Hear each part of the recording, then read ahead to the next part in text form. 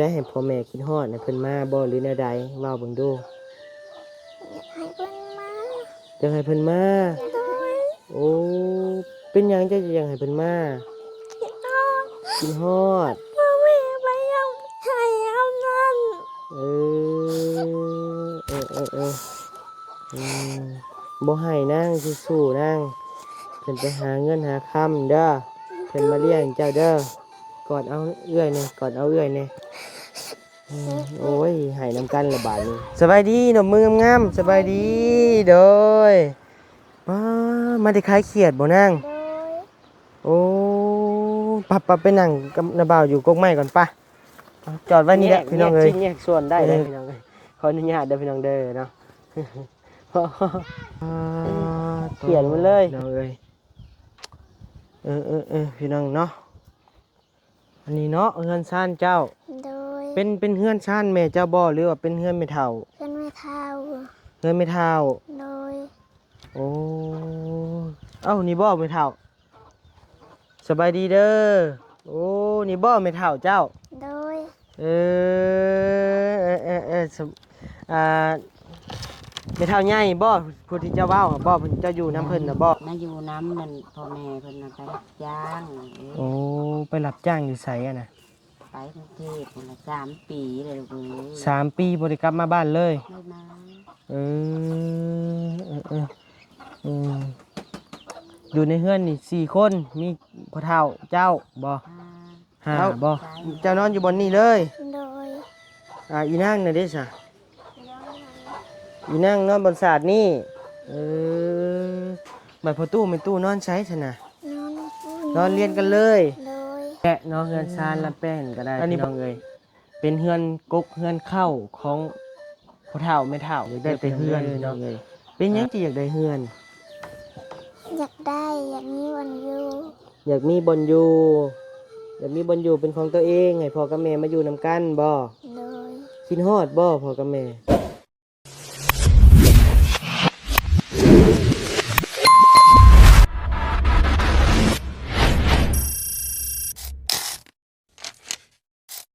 เอ้าโอ้มาแต่ทางใดเด้พี่น้องเอ้ยใช้อันนี้ใช่อีนางมาแต่ทางใดมาแต่ขายเขียด2 คนนี่พอดีเลยนะบ่าวกำลังจะไปหาเฮือนเจ้าอยู่ไสโอ้เอาแป๊บนึงค่ะนะบ่าวก่อนเดี๋ยวไอ้ลงไปถามก่อนเดี๋ยวจอดรถนี่แหละพี่น้องพอดีเลยนะพี่น้องเนาะทางบ่นิวกำลังจะเข้ามาเยี่ยมมาย่างน้องเพิ่นใช่เบิ่งสบายดีหนุ่มมืองามสบายดีโดยมาได้ขายเขียดบ่นางโดยโอ้ปะไปนั่งกับนาบ่าวอยู่กกไม้ก่อนปะจอดไว้นี่แหละพี่น้องเอ้ยกระทันหันพี่น้องเนาะ ดินมากระทันหันเลยไปโตนี่นั่งค้อนไม้ก่อนก็ได้นั่งนี่อันนี้ไม้นี่ใช่โดยนั่งลงงามใช่กินหนามาหาหน้าบ่าวพี่นั่งโดยนั่งงามๆก็ได้ไอ้ยันมันออกสบายดีไหมในห้องนึงสบายดีโดยคือมาเสือเปื้อนเห็นนั่งบ่อันนี้ก็เสือเก่าอยู่อันนี้ก็ได้เป็นไงกินไหมเนี่ยจ้ะโดยมาจากทางใดก็มาจะขายเขียดขายเขียดไปหาว่านี่บ่โดยได้เท่าใดได้20,000กีบโดยน้าบ่าวสิจ้าง100,000รถว่าบ่อยู่น้าบ่าวสิเอาเงินให้100,000ให้เจ้าบ่ให้เจ้าไปหาเขียดเจ้าบ่เอาเจ้าลดไปเอา20,000เป็นหยังจะอยากไปหาเขียดมันม่วนโดยอีนางนี่เป็นหยังจะอยากไปหาเขียดมันม่วนคือเดียวนอนอยู่ละล่าสิบ่ม่วนกว่าบ่หาเขียดม่วนกว่าอันเจ้านั่งถ่าน้าบ่าวอยู่ดีเด้อเดี๋ยวน้าบ่าวไปเอาคากล้องก่อนเด้อโดยภาพแห้งพี่น้องเอ้ยพอดีเห็นน้องเพิ่นแล้วก็ตั้งกล้องขึ้นเลย เดี๋ยวไปเอาคากล้องกันอืมเด็กน้อยหลายพี่น้องเอ้ยบ้านพี่น้องหลายเด็กน้อยหลายพี่น้องเอ้ยพี่เด้อพี่น้องเอ้ยอยู่ชึบเบิ่งใส่ขากล้องกันอยู่บ้านหน้าแพรกเด้อพี่น้องเด้อเนาะอยู่บ้านว่าง่ายกับปะทางลูกพี่หลายครูหลายคนกะเข้ามากันโหหลายเลยได้พี่น้องเอ้ยเนาะใช้อันเฮือนอีนางอยู่ทางใดอีนาง อยู่ทั้งพูน ทางชาย ทั้งพูน ทางภู โดย ใกล้บ่ บอกไก่ บ่ไกล โดย พอดีแล้วอันนาบ่าวอันเข้าไปเยี่ยมเพื่อนได้อยู่บ่ ได้ พอดีเลยพี่น้องเอ้ยเนาะมอจอเลยกับทางบรรณิวกระถามทางคนมาอยู่ว่าเฮือนอีนางเพิ่นทางใดว่าซั่นเนาะเพราะว่าทาง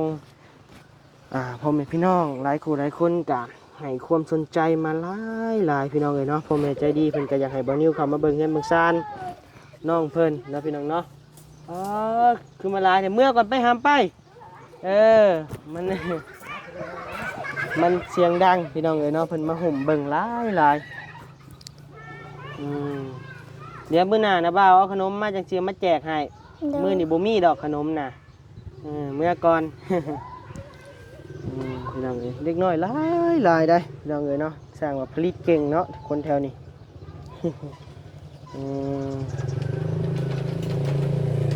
กินข้าวกินน้ำแล้วบ่นะ ยัง ยังบ่กินซ้ำ โดยกินแต่เศร้าหนู กินแต่เช้านี่ภูเขาที่เพลนยังบ่ทันได้กิน โดย โดยสิกินข้าวกับหยังมื้อเพลน กินข้าวกับข้าวปุ้น โอ้ไม่เท่าซื้อข้าวปุ้นมา โดย อืมโดยพี่น้องเอ้ยรู้หมั่นได้พี่น้องเอ้ยเนาะเพิ่นไปขายเขียดไปหามาแล้วก็ไปขายพี่น้องเอ้ยเนาะได้เงินมา20,000กีบว่าซั่นเนาะก็โอ้พี่น้องเอ้ยเนาะเห็นความขยันของน้องเพิ่นก็เลยว่า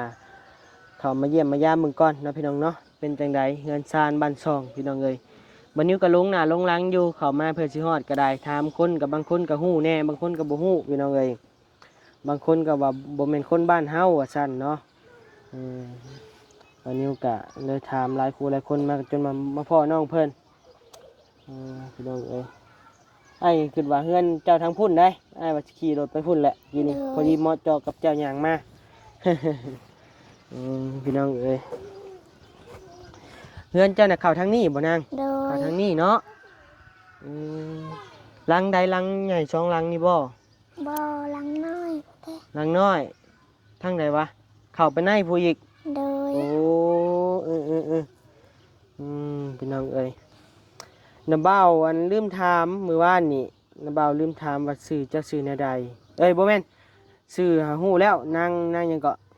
นางยาน างย่ากับนางดวงดาวพี่น้องเอ้ยแต่อายุนางจักปีแล้ว บ่ฮู้ บ่ฮู้ โดย เอ้าคือบ่ฮู้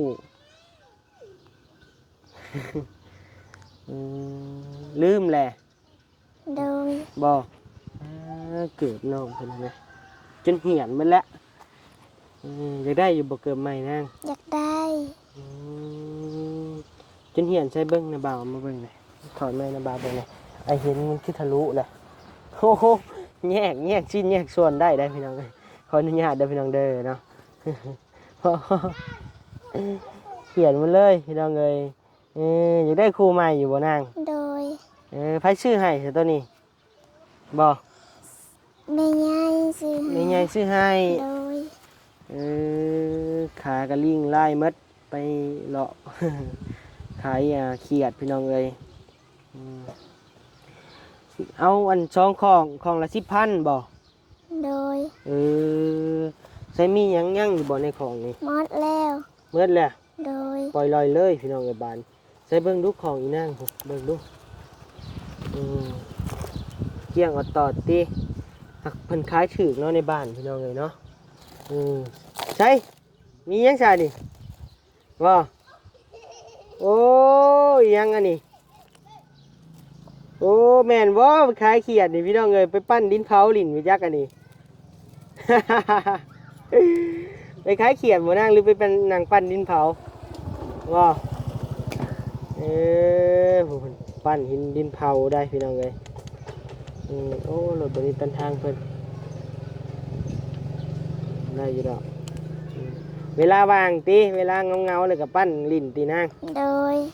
ใส่ของไว้บัดนี้ มันสิหมานกบมันเขียดอยู่บ่ล่ะซั่นน่ะพี่น้องเอ้ย ใช้อันเงินนะเบาให้ว่านนี่ซื้อมันแหละ ซื้อข้าวปุ้น ซื้อกระปุ้น โดย มื้อนี่นะเบาเจ้าให้แล้วเสียไปเฮ็ดหยังบัดนี้ ซื้อขนม ซื้อขนม โดย ซื้อใช้หั่นขนม อยู่พุ่น หั่นเวียดโพ โดย ไกลเติบติ บ่ได้ไก่ บ่ได้ไกล โดย บ่มีรถขี่บ่รถขี่มีอยู่บ่ บ่ เจ้ายังเฮียนอยู่บ่นาง บ่ได้เฮียน บ่ได้เฮียนเลยบ่ได้เข้าเฮียนเลย บ่ ผู้นี้ได้จะเข้าเฮียนอยู่บ่ บ่ได้ข้าว บ่ได้เข้านำกันเลยอยู่สองไอ้น้องติอยู่เฮือนน่ะ โดย อันเจ้ากับผู้นี้ผู้ใดเป็นเอื้อยเป็นน้องกัน คอย เจ้าเป็นเอื้อย โดย ผู้นี้เป็นน้อง โดย โดยมีไผอยู่เฮือนไม่เฒ่าบ่ โดย บ่เฒ่าอยู่บ่ บ่ เอาบ่เฒ่าไปใส่ บ่ฮู้จักเราไปใส่ โอ้จะอยู่เฮือนนี่จะคนอยู่เฮือน อยู่สาม อยู่3คน อยู่สี่ทั้งพ่อเฒ่า เอยันว่าพ่อเฒ่าบ่อยู่บ่ฮู้พ่อเฒ่าไปใส่พ่อเฒ่าบ่อยู่เลยไปอีนางพาน่ะบ่าวไปเฮือนจะได้อยู่บ่ ได้ โอเคเดี๋ยวน่ะบ่าวสิเอารถมาจอดไว้อยู่นี่ก่อนเนาะแล้วจังเข้าไปย่างเข้าไปเฮือนเจ้านำกันเนาะ โดย โดยไปพี่น้องเอ้ยวันนี้สิเอารถเขามาจอดไว้ก่อนจอดแถวนี้แหละเรียกว่าเข้าไปในบ้านเข้าไปเฮือนเราบ่รถน่ะบ่าวเข้าได้อยู่บ่นาง เข้าได้ โอ้โดยใช้ลองหามให้นะบ่าวเบิ่งดูหามแนวใดไปแนวใดอันนี้อ้าวใช้เบิ่งใช้โชะถอดออกมามึงดูเกือบ ใช้เบิ่งแยกชิ้นส่วนได้เลยเกือบว้า บ่นะบ่าวอยากถามเจ้าเวลาจะไปหลินน้ำหมูน้ำคูนี่มีบ่หมู่อีบ่มีเงินเนาะ บ่ บ่มีเพิ่นก็ลิ้นน้ำคือเก่าบ่ โดย ใครอยู่ซั่นน่ะเพิ่นบ่ดูถูกเฮาเนาะเอาโอเคไปพานาบ่าวเขามาเฮือนไปใช้หามให้นาบ่าวเบิ่งแหน่ใช้หามแนวใดใช้ถ่านาบ่าวดีกว่าน่ะใช้ปิ่นหน้ามาพี่นาบ่าวถ่ายรูปแหน่ยืนเฮียงกันเลยยืนเฮียงกันเลยเบิ่งอีนางมาอยู่เบื้องนี้อีนางมาอยู่พี่แบงชึบโอเคพี่น้องเอ้ย1 2 ที่แชะไปซะหัวต่อยอยู่พี่น้องเอ้ยเดี๋ยวถ่ายนะบ่าวนี่เด้อนะบ่าวบ่จื้อเฮือนโตได้ โดย ไปพี่น้องเอ้ยเนาะเห็นแล้วก็เอ็นดูได้พี่น้องเอ้ยทางบ้านนิวเอากราบทักทายสบายดีพ่อแม่พี่น้องมาทุกคนเด้อพี่น้องเด้อเนาะทักทายสบายดียามแรงๆเด้อพี่น้องเนาะเดี๋ยวทางบ้านนิวสิตามเข้าไปเฮือนซ่านน้องเพิ่นก่อนเนาะพี่น้องเนาะพาพี่น้องไปเบิ่งก่อนไปเป็นหูเป็นตาให้ผู้รักผู้ใหญ่เพิ่นเนาะบางเทื่อมีทางผู้รักผู้ใหญ่เพิ่นอยากอยากซอยนะพี่น้องเอ้ยเนาะอยากมองเห็นน้องเพิ่นนะพี่น้องเนาะทางบ้านนิวนี่ก็ตามที่บันนี้สัมภาษณ์เมื่อวานนี้ก็ในระดับหนึ่งเนาะมามื้อนี้บันนี้สิสัมภาษณ์เต็มระบบเลยนะพี่น้องเนาะเป็นจังไดก็ไปพังนำกันเด้อพี่น้องเด้อเนาะโดยไปโตนี่บ่เฮือนซ่านจ้ะนาง โดย พาไม้กระตาดเนาะโตพี่น้องเอ้ยพี่น้องเนาะอันนี้เนาะเฮือนซ่านเจ้า โดย เป็นเฮือนซ่านแม่เจ้าบ่หรือว่าเป็นเฮือนแม่เฒ่า เพื่อนไม่เท่า เฮือนแม่เฒ่า โดย โอ้เอ้านี่บ่แม่เฒ่าสบายดีเด้อโอ้นี่บ่แม่เฒ่าเจ้า โดย เออ อ่าไม่เท่าใหญ่บ่ผู้ที่เจ้าเว้าบ่เพิ่นเจ้าอยู่น้ำเพิ่นน่ะบ่แม่นบ่ โดย อืม มันมาได้แม่นะ เดี๋ยวอันเจ้าอีนางยับไปนั่งพี่ก็ได้อีนางนั่งพุ่นอีนางน้อยนั่งกลางเดี๋ยวไม่เท่ามันนั่งขอบพี่ก็ได้เดี๋ยวสินั่งอยู่ปลายนี่พี่น้องเอ้ยนี่จัดแจงสถานที่โหใช่ผู้นี่คือผู้นี่เนาะร้านจะมาสองบ่ยาย ลูกสาวลา อันนี้ลูกสาวลาอันนี้ หลาน หลาน เป็นลูกของลูกสาวแม่ โอ้เขาคิดว่าร้านจะมาสองได้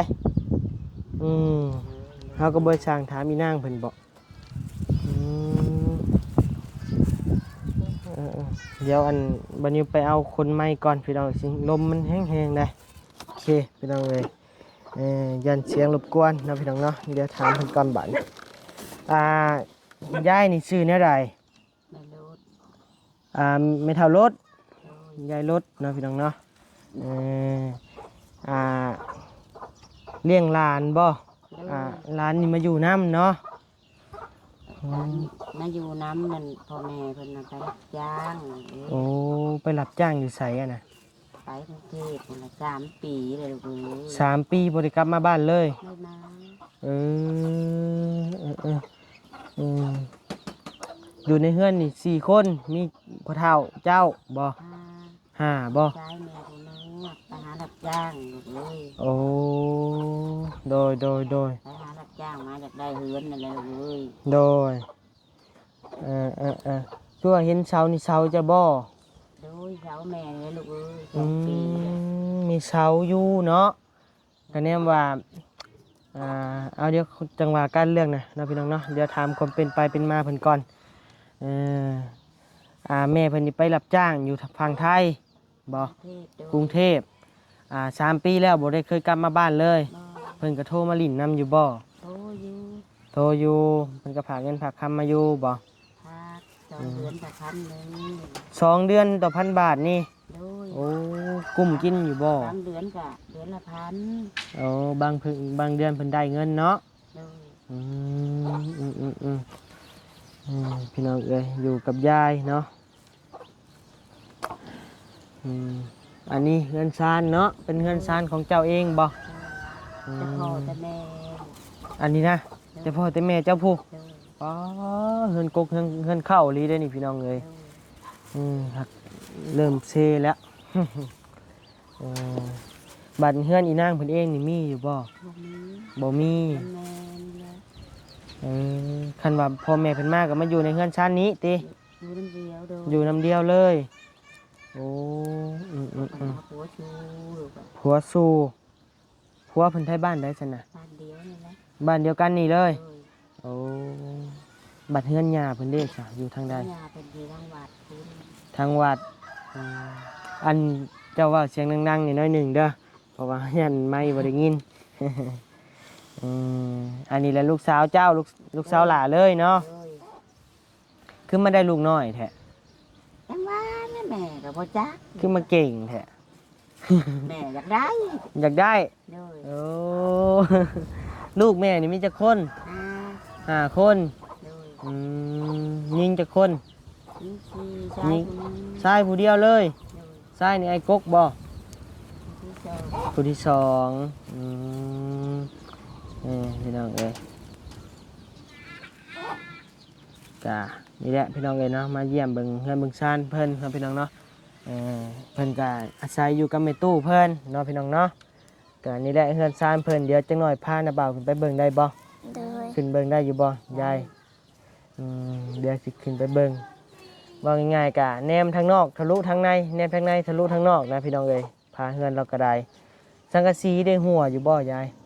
บ่ได้หัวลูกอะเถอะมันพาขา พอแต่มันพระเขาในพามันนี่เนาะ โดย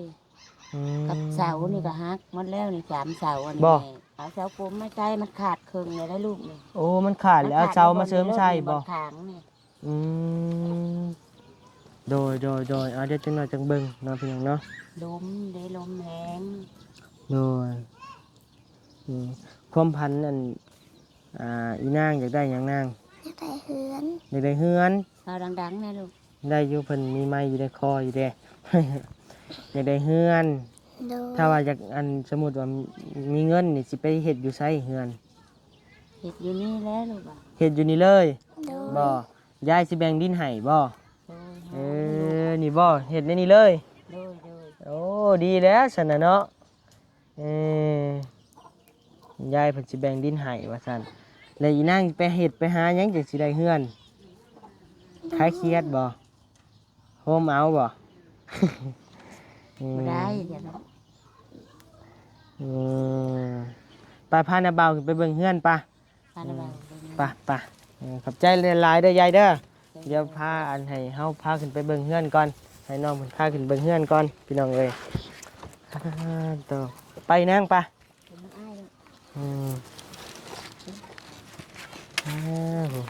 เกือบการรุดออกรุดเข่าอยู่ เออไปพี่น้องเอ้ยไปเบิ่งอ๋อผู้พี่น้องเอ้ยสภาพเฮือนซานเนาะไปเบิ่งอึบมาโตไม่น่าเลยผู้แนมทะลุทั้งแนมทั้งนอกทะลุทั้งในพี่น้องเอ้ยแนมทั้งในทะลุทั้งนอกใครแต่ว่าอีนางมันมีไฟฟ้าได้พี่น้องเอ้ยเนาะใช้บอนอีนางนอนอยู่บนใด อยู่วันนี้ เอาเจ้านอนอยู่บนนี่เลย โดย อีนางน่ะเด้ซะอีนางนอนบนศาสตร์นี่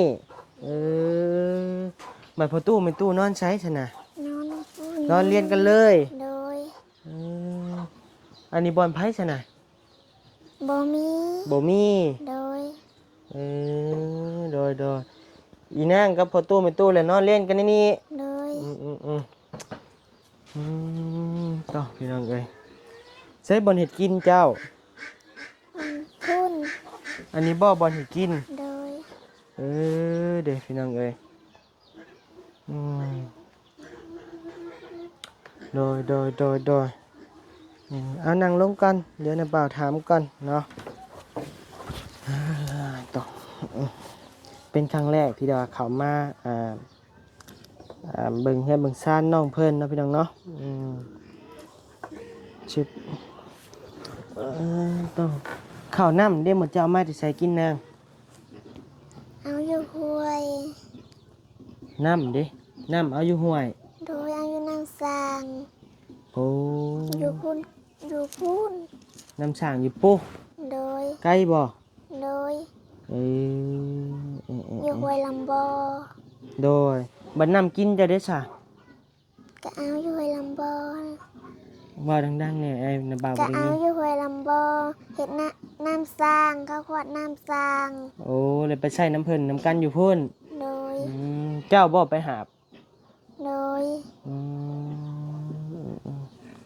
อีนางนี่เห็นใส่เสื้อแต่มื้อวานนี่ผู้บ่มีเสื้อใส่บ่นางมีแต่เสื้อจักโตเสื้อน่ะ โต มีเสื้อ6โต 2 2โตเสื้อนี่ก็กระดุมทางกลางบ่มี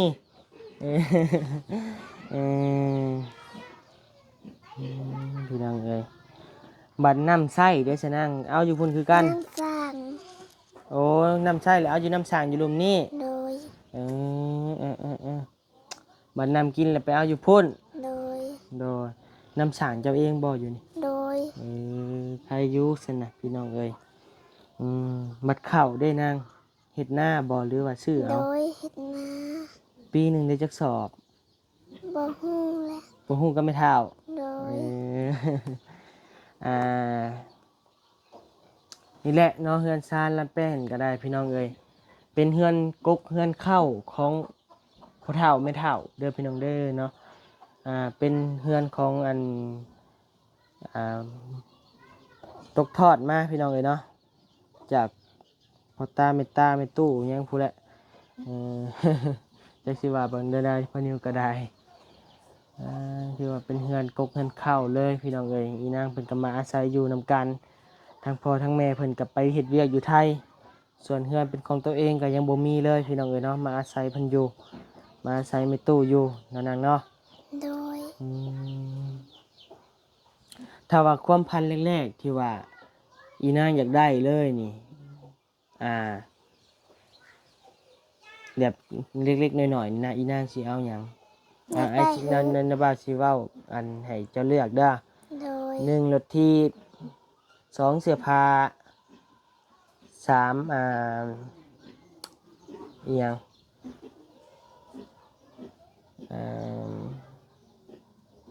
เอาซ้ำนี้ก่อน2อย่างนี่ อยากได้เฮือน เอา อยากได้เพื่อนพี่น้องเลยนี่นะบ่าวให้เลือกรถทีบเสื้อผ้าของอยู่ของกินแล้วก็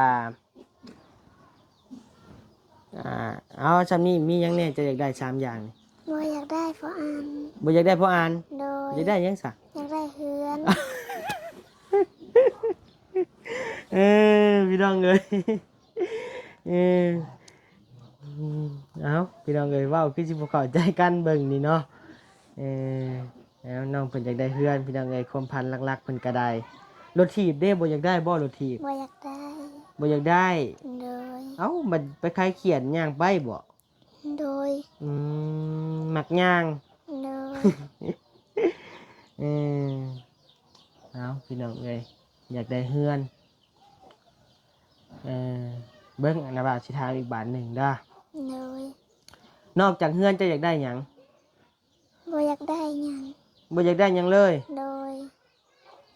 สมมุติได้เฮือนมาแล้วหรือจะอยากได้หยังแนวอื่นนะที่บ่แม่นเฮือน บ่ฮู้ บ่ฮู้ โดย อยากได้แต่เฮือนพี่น้องเอ้ยเป็นหยังที่อยากได้เฮือน อยากได้อยากมีวันอยู่ อยากมีบ่อนอยู่อยากมีบ่อนอยู่เป็นของตัวเองให้พ่อกับแม่มาอยู่นำกันบ่ โดย คิดฮอดบ่พ่อกับแม่ ฮอด คิดฮอด โดย ลองบอกเราดูบอกใส่กล้องนะบ่าวนี่บอกว่าจะสิบอกได้ให้พ่อแม่คิดฮอดนะเพิ่นมาบ่หรือแนวใดเว้าเบิ่งดู อยากให้เพิ่นมา จะให้เพิ่นมา โดย โอ้เป็นหยังจะอยากให้เพิ่นมา คิดฮอด คิดฮอด พ่อแม่ไปยังให้เอานั่น เออบ่ให้นั่งสู้ๆนั่งเพิ่นไปหาเงินหาคำเด้อเพิ่นมาเลี้ยงเจ้าเด้อกอดเอาเอื้อยเนี่ยกอดเอาเอื้อยเนี่ยโอ้ยให้นำกันละบาดนี้กอดเอาสู้ๆโอ้ยเนาะพี่น้องเลยกอดเอา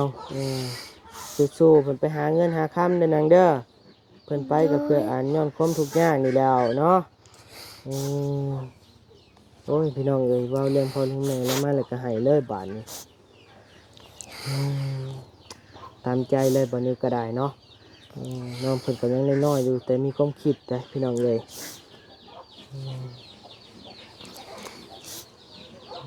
3 ปีแล้วเพิ่นบ่ได้มาเยี่ยมเจ้าเลยบ่นาง โดย เคยโทรว่าน้ำเพิ่นอยู่บ่ว่าเป็นหยังอีแม่คือบ่มาเยี่ยมเฮา เคย เพิ่นว่าแนวใดซั่นน่ะ บ่มีเงินมา บ่มีเงินค่ารถมา โดย สมมุติว่ามีทางผู้ใหญ่ใจดีเพิ่นจดซอยเรื่องค่ารถค่าล่างมาให้มาเยี่ยมเจ้าเพิ่นสิมาอยู่บ่ บ่ฮู้ ถามเพิ่นอีกเทื่อเนาะ โดย เพิ่นอันดับแรกคะแนนเพิ่นมาหานี่เจ้าสิเฮ็ดแนวใดหาเพิ่นสมมุติเพิ่นสมมุติเนาะเพิ่นมายืนอยู่หน้าบ้านนี่จะสิเฮ็ดแนวใดแล่นไปกอดบ่หรือแนวใด โดย พี่น้องเอ้ยเนาะหายซ้ำพี่น้องเอ้ยเว้าตามเพิ่นนะพี่น้องเนาะบ่ว่าเลยความคิดฮอดนะพี่น้องเนาะใน3 ปีพี่น้องเอ้ยเนาะที่บ่ได้พ้อหน้ากันจักเทื่อเลยพี่น้องเอ้ยก็เลยว่าเกิดความคิดฮอดพี่น้องเนาะโอเคเด้อนางเด้อตั้งใจเด้อสู้ๆเด้อ2 นิ้วให้ได้บ่าวเบิ่งแน่2 นิ้วดูอีนาง2 นิ้วเดี๋ยวน้าบ่าวก็สิกลับปะเลยเด้อเนาะน้าบ่าวก็โอ้ยเนาะจะ อะไรถามเจ้า